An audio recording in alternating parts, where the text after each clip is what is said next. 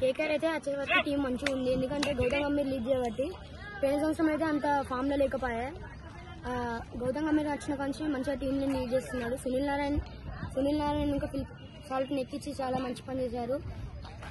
సునీల్ నారాయణ మంచి ఫామ్ లో ఉన్నాడు. ఒకవేళ సునీల్ నారాయణ ఎంత తొందరగా అంత తీసేస్తే SRH కి చాలా గెలిచే అవకాశాలు ఎక్కువ ఉన్నాయి. ఇంకా ట్రావిస్ హెడ్ ఉన్న అభిషేక్ శర్మ ఎంత మంచి ఫామ్ ఇస్తా, ఎంత మంచి స్కోర్ ఇస్తా, అంత మంచి పవర్ ప్లేలో ఒక 100 అట్లా 80 ఇచ్చిన తర్వాత మిడిల్ ఆర్డర్ బ్యాట్స్మెన్స్ ఇంకా క్లాస్ అని షాబాజ్ అహ్మద్ వీళ్ళంతా మంచిగా చూసుకుంటుంది.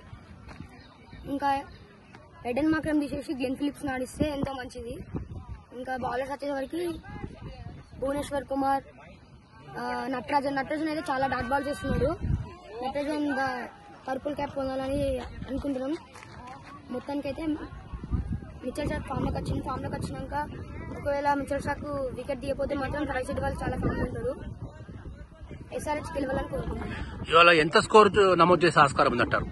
SRH ఫస్ట్ బ్యాటింగ్ చేసిందనుకో ఒక 230+ చేస్తుంది.